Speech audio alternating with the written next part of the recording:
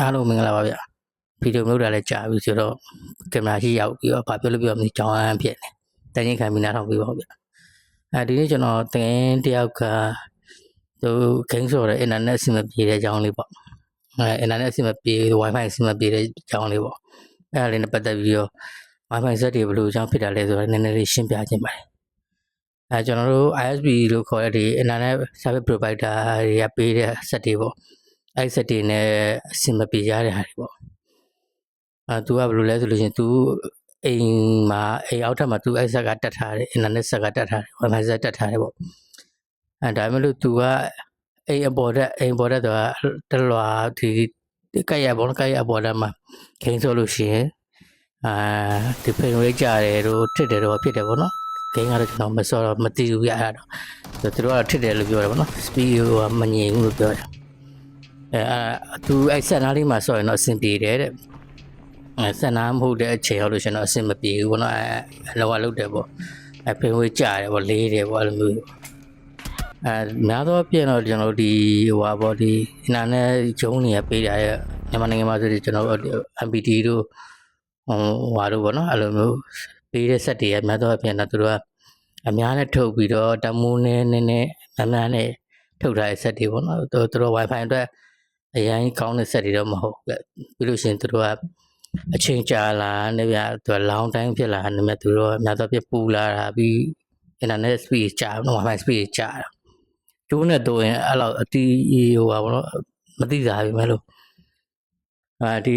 သူတို့ Wi-Fi နဲ့ဖုန်းတွေနဲ့တုံးတဲ့ချင်သိတာပဲတချို့အိမ်တွေမှာတော့ရှိရလေတယောက်မှာဖုန်းနှလုံးသုံးလုံးတော့laptop internet သုံးတဲ့ laptop တော့ရှိရခါတော့အလုံးကြီးများတဲ့ခါရောက်အရင်သိတာ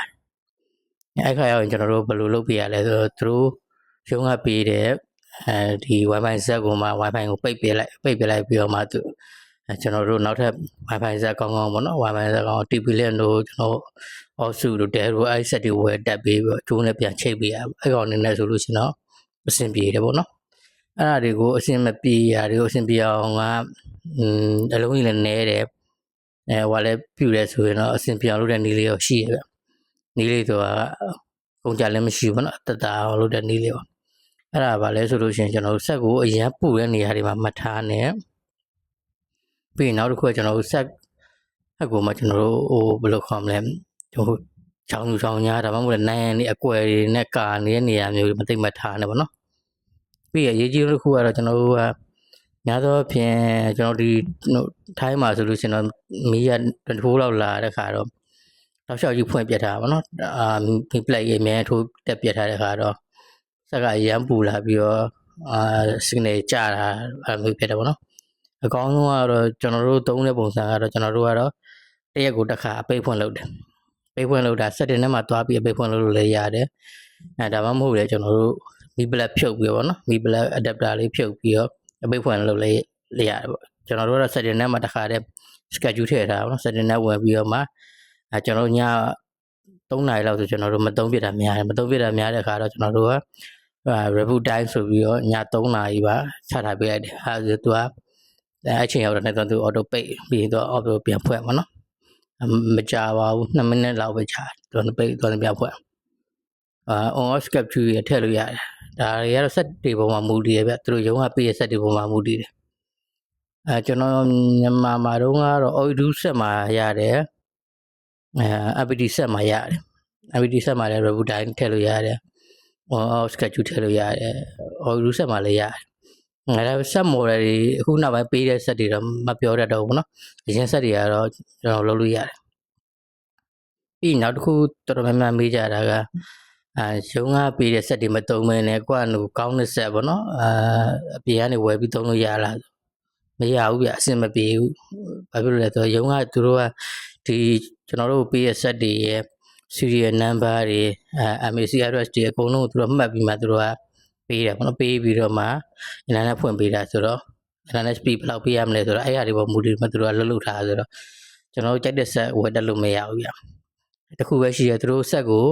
Wi-Fi တွေအကုန်လုံးကိုမှကျွန်တော်တို့ပိတ်ပြလိုက်တာပေါ့နော် set ထဲမှာset တွေနဲ့ဝင်ပိတ်ပြလိုက်ပြီးတော့သူတို့ set ကို computer သဘောမျိုးနဲ့သုံးပြီးတော့ကိုယ်ပိုင် wifi router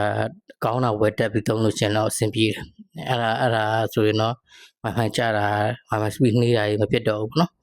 သူတို့ရုံးကဘယ်လိုလောက်ကြလဲဆိုတော့တော်တော်များများကတရုတ်ကိုတိုင်းရိုက်မှာတော့သူတို့ဟိုဟာပေါ့ဒီ series လိုက်ပေါ့တတုတ်မှာအလုံးကြီးထောင်ကနတောင်ကနအဲ့လိုမှာပြီးတော့မှသူတို့ကလုပ်တယ်အားကြောင့်မလို့လဲကျွန်တော်တို့ဟိုတချို့ဟိုဆိုပြန်လာမယူတော့ဘူးပေါ့နော်တော်တော်များများပါသူတို့ကအလုံးကြီးအများနဲ့မှာတာဆိုဆက်တလုံးကိုအဲ့လောက်ကြီးမကုန်ကြတော့ဘူးเนาะကျွန်တော်အပြင်မှာအရင်တော့ကျွန်တော်တို့ TV လင်းဆက်တလုံးကို2000 3000ပဲရှိရပါတော့အခုသူတို့ ISP ဆက်တွေရတော့အလုံးကြီးအများကြီးနဲ့မှာပြီးလို့ရှိရင်လည်းသူတို့တတ်မှတ်ထားနှုံးနဲ့ထုတ်ထားဆိုတော့ဟွာလို့တယ်ပေါ့ဈေးသက်သာတယ်ပေါ့ဈေးသက်သာပြီးအများကြီးအားကြောင့်လည်းကျွန်တော်တို့ပြန်မတောင်းတော့တာပြီးလို့ရှိရင်သူတို့အဲ့ serial number တွေအကုန်လုံးသူတို့ရဲ့ server ထဲမှာအကုန်လုံးထားတယ်ထည့်ထားပြီးသားသူတို့ data ထည့်ထားပြီးသားဆိုတော့သူတို့စက်တွေပဲဘယ်နှကောက်တက်အလုပ်လုပ်တယ်ပြီးလို့ရှိရင်လည်းအဲ့ဆက်နံပါတ်နဲ့ serial number ဖတ်လိုက်တာနဲ့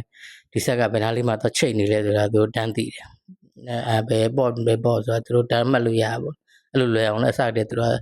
စက်ုံကထုတ်ကြရစက်ုံက serial number အတွဲလိုက်စီကိုသူတို့ data ပေးထားပြီးသား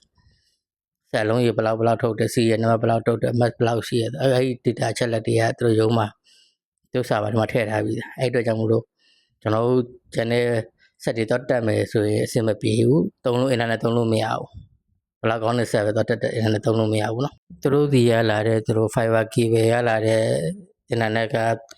သူတို့စနေတက်လိုက်တဲ့ခါတော့မှသူတို့က MAC address လည်းမှန်တယ် serial number လည်းမှန်တယ်ဆိုမှသူတို့က internet ကပွင့်တာပေါ့နော် internet ပွင့်တာတော့မှသူတို့က speed ဘယ်လောက်လဲဆိုတော့သူတို့ server တွေအထိချုပ်ထားတာဖြစ်တဲ့အတွက်သူတို့ server တွေကပို့တဲ့ speed ပဲကျွန်တော်တို့ကသုံးလို့ရတယ်ကျွန်တော်တို့တည်တံ့ကြီးသွားပြီးတော့ဟိုပြောင်းပေးတာမျိုးတွေတော့ပြီး change ပေးတာတွေလုပ်လို့မရဘူး MAC address ကတော့လည်းset တစ်လုံးမှာသူကဒီ fiber MAC address ကတက်ခတ်တစ်ခုပဲပါတယ်ပေါ့နော်ဝယ် serial number တော့လည်းset တစ်လုံးကတစ်မျိုးပဲပါတယ်ပေါ့အဲ့အတွက်သူတို့တော့ပြင်လို့မရဘူးအပြင်လို့မရတဲ့ဟာနဲ့သူကချိတ်ချုပ်ထားတဲ့အတွက်ကျွန်တော်ဆက်တော့သုံးမယ်ဆိုလို့ရှိရင်သုံးလို့မရဘူးရုံးတွေပေါ့နော်ရုံးကြီးတွေအတွက်ဥပမာပြအရင်တော့ကတော့ food banner တို့ဘာလို့အဲ့လိုရုံးတွေတော့သူတို့စာပါပြန်လာတက်ပေးတဲ့ဟာတွေတော့ရှိရဲ့အဲ့ဟာတွေကလည်း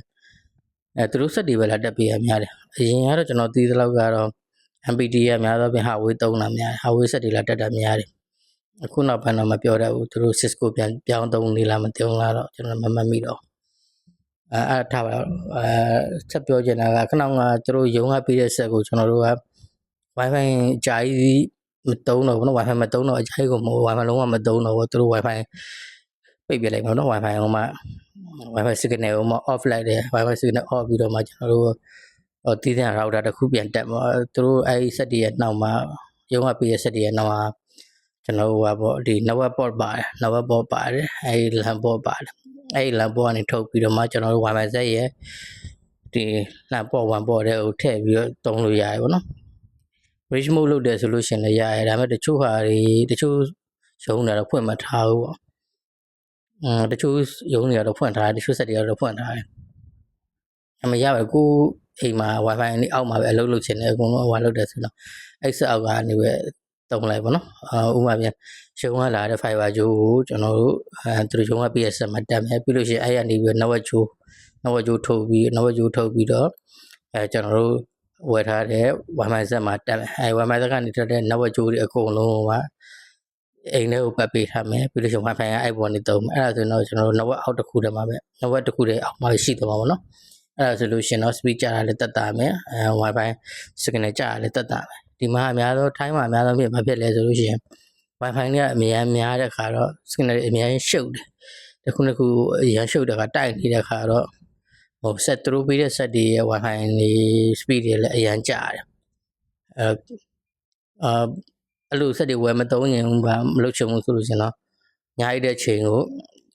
ကိုအိတ်ခါနီးပေါ့နော်အိတ်ခါနီးခဏလေးပလက်လေး1မိနစ်လောက်ဖြုတ်လိုက်ပေါ့နော်အဲ့ပြီးတော့ကိုအိတ်ဖို့အတွက်ပြင်ဆင်ပြီးတော့မီပလက်ပြန်တက်ပြီးအိတ်လေးရပါတယ်အဲ့အရေးကြီးဆုံးကဒီရက်ကို1မိနစ်လောက်ပြီးတစ်ခါလောက်ဆိုနော်အဲ့လောက်လေးပိတ်ဖွင့်လုပ်လိုက်ပေါ့အဲ့ဒါဆိုလို့ရှင်တော့ Wi-Fi ဆက်က speed ကျတာရန်တက်တာပါတယ် ဟုတ်ကဲ့နောက်သိချင်တာလေးရှိရင်နောက်ကွန်မန့်မှာရေးပြီးမေးပါဒီနေ့ဗီဒီယိုအတွက်အဆင်မပြေရလေးလဲကွန်မန့်မှာရေးသွားပါဗီဒီယိုမြိုက်တာကြာပြီဆိုတော့ညနေလူကပြပြောမှမသိကြောင်းဖြစ်နေကျေးဇူးတင်ပါတယ်